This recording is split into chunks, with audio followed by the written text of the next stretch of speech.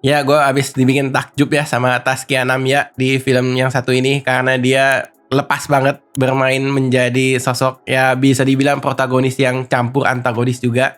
Judul filmnya Pengantin Iblis ya, aduh. Gue tuh suka banget sama film yang ini. Jadi dia ini secara cerita simple, sederhana, tapi ngerangkum, ngeracik temanya tuh berkaitan dengan keluarga, berkaitan dengan pesugihan atau bersekutu dengan iblis, dikaitin juga sama ayam gitu ya. Ini tuh kreatif dan seru aja sih eksekusinya gitu. Dan horornya tuh selain beragam, banyak yang brutal ya. Ini bikin gue kayak, waduh jejerita di dalam. Tapi pas dinikmatin adegannya seru-seru aja gitu. Pengen gue bahas di video kali ini ya. Dan sebelum kesana gue pengen bacain dulu sinopsisnya. Jadi ceritanya, ada seorang ibu dengan punya anak satu lah. Ibu punya anak satu, tinggal bersama keluarganya yang terdiri dari mertua dan kedua iparnya. Terus ada satu saudara jauhnya lagi. Bukan satu saudara jauh sih. Saudara dari kayaknya sih dari keluarga suaminya gitu ya. Dan si Ranti ini nggak akur ke beberapa anggota keluarga ini gitu. Kalau gue boleh sebut ya, dia nggak akur sama mertuanya, dia nggak akur sama kedua iparnya gitu. Nah, setelah anaknya mengalami sebuah kecelakaan gitu ya, dan butuh uang darurat untuk operasi, Ranti nih yang kekurangan duit terpaksa memutuskan untuk bersekutu dengan iblis dengan menjadi pengantin iblis gitu. Jadi caranya seperti apa nanti akan dijelasin di dalam film. Setelah dia menjadi sosok tanda kutip pengantin iblis, pelan-pelan keluarganya tuh mulai diteror sama sosok kegelapan gitu. Kurang lebih sinopsisnya tuh seperti itu gitu. Jadi satu persatu yang ngejahatin dia mulai kena getahnya gitu. Gue pengen masuk ke poin pertama yang gue suka dari film ini. Jadi gue suka ya ceritanya tuh ditulis simple, build up dari awal sampai pertengahannya tuh cukup solid lah gitu. Jadi ini ngomongin soal keluarga yang disfungsional, tidak akur. Tidak akurnya tuh sesuatu yang menurut gue sehari-hari lah digambarkan ke dalam ceritanya gitu. Jadi kalau misalkan mertuanya ngomong ke si Ranti gitu, kamu harus jemput anak kamu dari sekolah dan lain sebagainya, jangan sibuk mulu di pasar gitu. Padahal kan ke pasar juga buat cari uang ya. Terus di situ satu, and then yang kedua si iparnya nih, aku mau lahiran butuh uang lebih dan lain sebagainya, gak boleh gerak ini segala macem gitu. Aduh, bener-bener minta tampar. Dan yang makin parah adalah suami dari si iparnya ini tabung ayam. Tabung ayam, terus namain ayamnya tuh nama-nama petinju fiksi sama nama-nama petinju asli gitu. Itu lucu banget gitu pas gue lihat adegannya. Gue seneng aja gitu. Jadi ceritanya simple, di build up dari awal tuh meyakinkan gue sebagai penonton, ya emang nih keluarga-keluarga yang gue ngajar ini harus dibalaskan dendam gitu. Dan di saat yang bersamaan, film ini tuh ngeramu tema ngomongin soal ayam gitu. Ayam tuh banyak banget aspeknya. Jadi si Ranti kerjaannya di pasar, tukang jual ayam dan tukang potong ayam, jagal ayam gitu lah ya. Jadi banyak macemnya gitu. And then si suaminya tadi sabung ayam. Nah yang terakhir berkaitan sama si pesugihannya. Pesugihannya itu kayak apa sih, seserahannya harus pakai ayam gitu, kepala ayam dan lain sebagainya. Terus ada juga lagu tek-otek ayam itu dipakai ke dalam part of the story gitu. Aduh, itu menurut gue itu kreatif banget sih. Jadi kayak begitu udah mulai lagunya dinyanyiin, kita udah tahu lah ya bakal terjadi apa gitu, bakal terjadi teror gitu, bakal ada yang gitu. Itu sih seru banget, gue suka gitu. Kreativitasnya tuh dikemas semenarik itu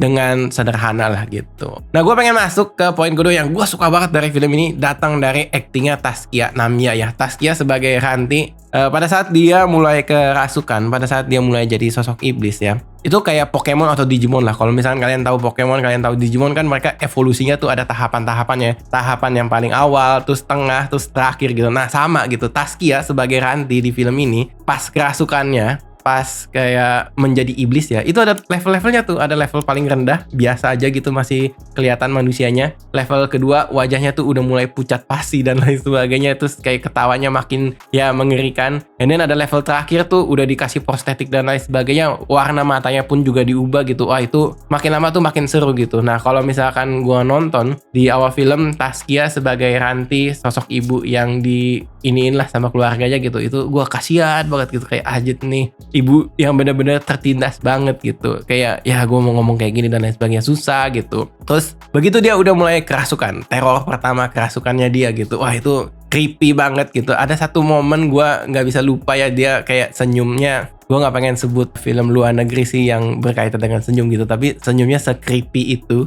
berhasil dia eksekusi. Apalagi kayak adegan jump scare-nya kena lah di situ. Gue kayak kurang ajar nih, gue dikagetin di sini gitu. Nah begitu masuk ke tengah akhir sampai mentok akhir, ya dia udah jadi iblis yang udah psikopat dan gila banget sih gitu. Dia ketawa-ketawa mulu dan lain sebagainya. Gerakan-gerakan actionnya juga banyak dieksekusi dengan sangat total oleh Taskia gitu. Gue suka banget di situ. Gue pengen masuk ke poin ketiga ya. Gue suka dari film ini datang dari mungkin gue bisa bilang jenis horornya yang beragamnya. Jadi ada horor yang ya layaknya film-film horor Indonesia pada umumnya. Ada level yang seperti itu gitu. Gue bilang standar lah ya mungkin. Ada yang mulai masuk ke psikopat. Pilihan-pilihan dialognya tuh memang dibikin se-creepy itu. Dan ada yang masuk ke brutal. Jadi ada 1 atau 2 orang di dalam film ini yang ketika mulai diteror sama si Ranti dalam keadaan dia udah kerasukan iblis, itu ya udah gitu benar-benar body horror aja gitu. Apanya nih yang bakal disiksa di bagian badannya, bagian kepalanya, bagian wajahnya gitu. Itu semua dimainin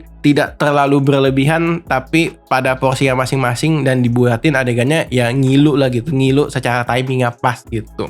Dan gue juga salut ya, ada beberapa adegan horor yang dia tuh bukan nakut-nakutin karakter di dalam filmnya, tapi khusus dibuatin nakutin ke kita nih sebagai penonton gitu. Jadi kayak si setan muncul dari belakang, agak ngeblur gitu. Tapi kita tahu kan sebagai penonton, ada setan tuh di situ gitu kan. Kita nggak bisa teriakin ke karakternya kan gitu. Itu kayak semacam bikin gue sebagai penonton tuh gregetan gitu. Waduh, ini si karakternya nyadar gak ya di situ ada sosok halus gitu, sosok setannya dan lain sebagainya. Itu ya seru sih buat gue nikmatin gitu. Nah, gue pengen masuk ke beberapa poin yang menurut gue masih jadi kekurangan atau setidaknya berdasarkan preferensi gue ini tuh masih kurang gitu. Gue pengen masuk yang pertama dulu. Jadi, sebenarnya di film ini cara kerja setan dan lain sebagainya itu berhasil dijelasin dengan sangat baik. Kalau ada anggota keluarga yang semakin menjadi-jadi ngerjain ya atau ngejahilin atau ngejahatin si Ranti, kalau agak inilah yang baru akan diteror gitu. Jadi ada urutannya. Pertama si karakter yang mana diteror sama Ranti, karakter kedua, karakter ketiga, karakter keempat gitu. Urutannya tuh diterornya seperti itu. Nah, gue ngerasa ya untuk karakter yang ketiga, nanti kalian cek sendiri di dalam film ya. Karakter yang ketiga ini seharusnya tuh disiksanya lebih sadis dibanding orang pertama sama orang kedua gitu. Tapi kayaknya sih berkaitan dengan ide-ide kesadisannya dan lain sebagainya. Cara eksekusinya mungkin susah gitu ya. Mengingat aktornya nih senior gitu.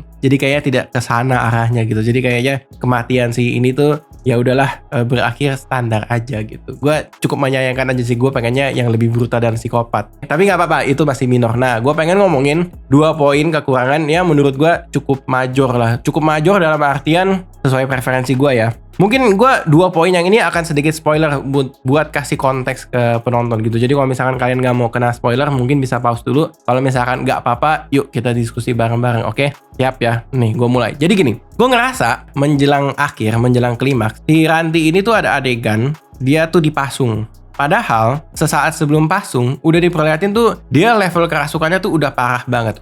Level kerasukannya udah parah, dia udah punya kekuatan gaib lah ya bilangnya. Dia bisa ngangkat atau terbangin orang kemana dan lain sebagainya. Dia bikin gelas ustadz pecah. Tapi kok bisa dengan mudahnya kayak tanpa dikasih lihat adegannya gitu, dipasung gitu. Jadi adegannya adalah si suaminya ngelihat dia, hitam layarnya, setelahnya udah kepasung gitu. Gue tuh jadi penasaran dan tepokin, gue kayak tepok paha gitu pas lagi nonton. Lah, kok nggak dikasih lihat adegannya gitu kan? Karena gue penasaran, dia udah sesakti itu, kok bisa nemu celahnya dia dipasung sih gitu. Tapi ya gue cukup ngerti lah gitu, ketika dia dipasung, adegan selanjutnya ya teror sampai klimaksnya tuh mau dibikin seheboh apa, gue ngerti gitu. Jadi tapi ya gue masih menyayangkan aja sih gitu. Ih, kok ini di skip sih gitu. Padahal kayaknya gue ngebayangin sampai sesusah itu nggak ya dia dipasung gitu. Prosesnya tuh susah nggak sih gitu. Gue cukup menyayangkan di situ. Nah, tapi poin ketiga yang gue rasa agak sedikit jadi ngeganggu ya adalah solusi dari filmnya. Jadi di antara beberapa anggota keluarga yang masih sayang sama si Ranti,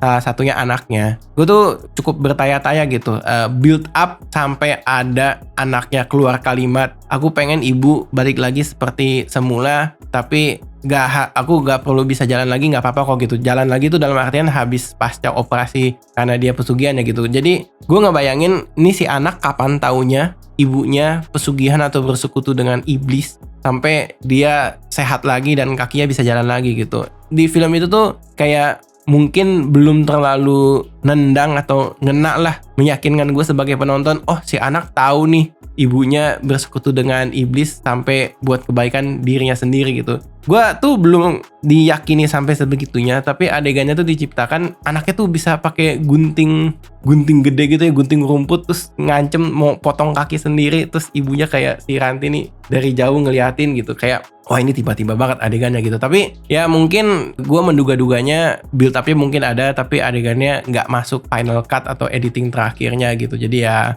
bisa dibilang ini menyesuaikan selera masing-masing lah gitu. Kalau misalkan kalian merasa kayak ya bisa-bisa aja kan anak kecil zaman sekarang pintar gitu, oke nggak apa-apa gitu. Oke, that's it, itu aja sih dari gue Ray pamit undur diri. Sampai jumpa di video dari Habis Nonton Film YouTube channel selanjutnya. Oke, bye-bye semua, thank you.